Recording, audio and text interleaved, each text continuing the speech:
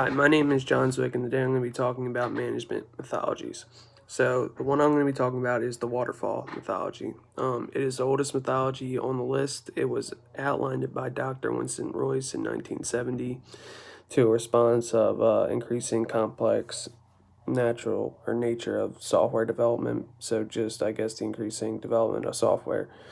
So, since then, it's became widely used and mostly in the software industry. So the waterfall uh, mythology is sequential to, I guess, the project management mythology. So the waterfall method is divided into discrete stages. You can start by collecting and analyzing requirements and designing a solution, and your approach is implementing the solution and fixing any issues if there are any.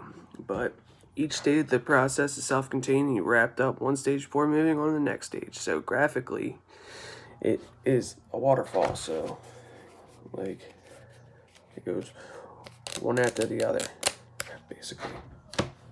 So once it's stopped, it's hard to keep going. Some of the advantages are it's easy to use. It's very easy to understand because it's literally one project after the next until you finish the whole, so you have the project and there's different stages and each one goes one by one, and you don't start a new project until you completely finish the first one. The documentation is really easy because you're literally just doing the project, then all the documentation for it, then closing that project out and moving to the next one.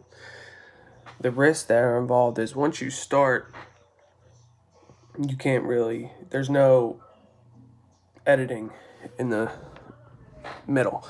So once you start, you have to follow out your project until the very end, until it ends. And that's a huge risk because if something goes wrong and you just continue to go on and you don't fix it, then it just might collapse the whole project altogether.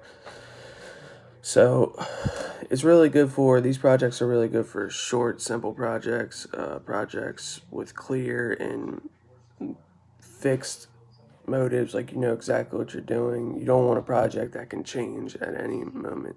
You don't want to use the waterfall methodology for that.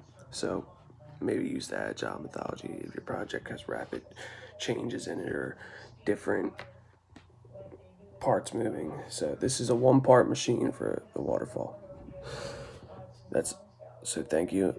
And that's my video on waterfall mythology.